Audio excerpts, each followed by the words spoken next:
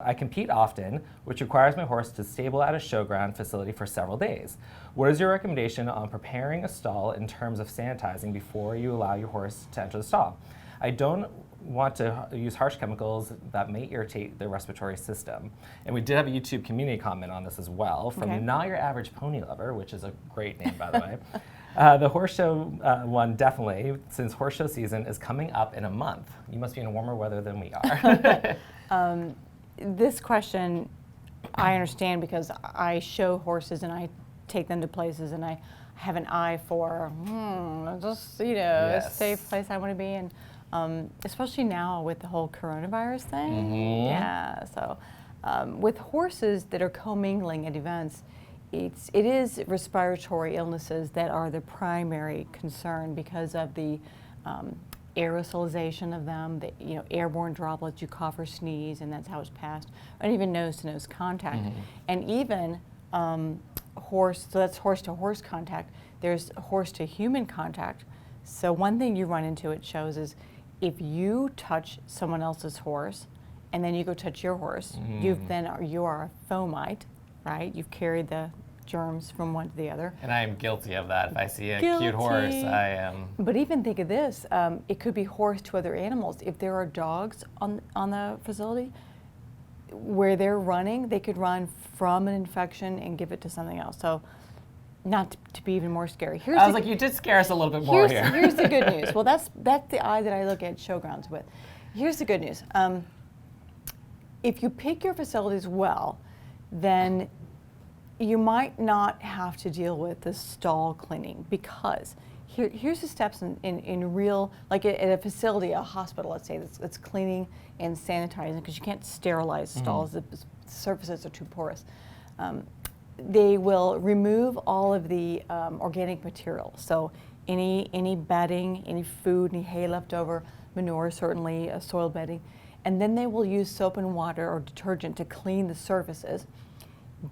So you use soap, you rinse, then you let it dry. Okay. Air dry. Yep. Okay. Sometimes they'll use a blower. Then you apply your... This is what the show facility is doing. Like a hospital. Oh, hospital. Like a okay. hospital. You said hay, that's why I got it. Well, but they feed horses at hospitals too. So then after the washing and the rinsing and the air drying, then they sanitize. And you have to allow it to dry. Now, that's not very practical at a horse show facility. No. I don't guarantee you, but most places are not doing that. And when you come in with your horse and your trailer, you don't have time to do that. Not at all. No. The good news is you might not have to do all that. Obviously, you want to have the stall be cleaned of material, so there shouldn't be anything left over from another horse in there. If there is, it needs to be removed. Okay. Hopefully the facility will have done that, so you have a clean stall. If you want to wash the walls with, even maybe just the front of the door, with soap and water and rinse it and let it dry, you can, because this is a previous one we did. Just that removes 90% of the bacteria and viruses that are there. And then your disinfectants or sanitizing agents remove another 6 or 7%. Wow, so you're at 97%. Yeah, well, but if you just use soap, you're at 90, Yeah. and that's pretty good. That's Yeah. only 10% left of bugs, so that's pretty good. I did find, so what we're talking about is biosecurity. I did find a really, really good resource, and we'll throw this up.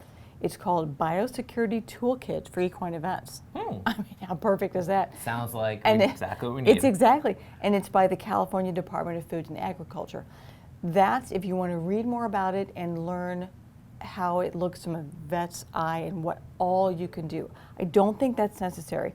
This article I found said, check the show venue. Also, before you go to Equine Disease Communication Center, and they'll tell you where there are outbreaks in the country. Oh. If there's an outbreak in that area, don't go. Okay, so that's your first tip. Monitor your horse, and that means taking his temperature every day while you're there. Taking a temperature, just like the coronavirus, is the first sign that something is going awry.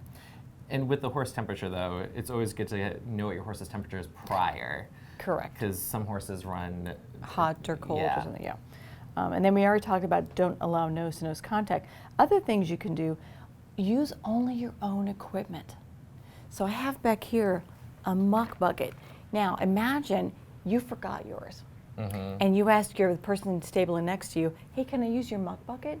So this has been inside their stall, sitting on God knows what. And then you bring it in your stall and sit it down.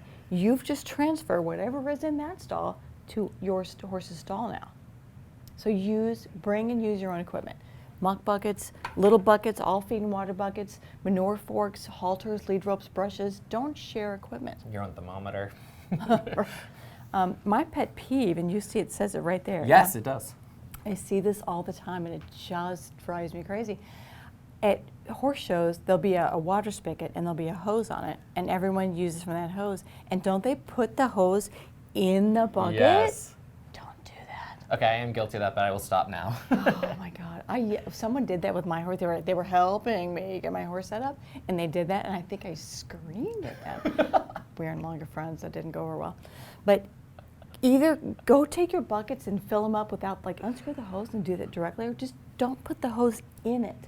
Because otherwise, if you put the hose in the water, you're putting in your horse's drinking bucket the entire aisle of horse germs.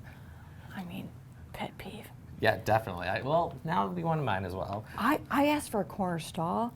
You could put a tack stall between you and the next horse. I mean, Oh, that's a good idea. It's a lot more practical than soap and water and rinse and dry and sand. That's not very practical. So if you are going to, soap and water will take care of 90% of it, but then there's all these other little things you can do to just make sure That are actually have better outcomes. Yes. Yeah. So little steps.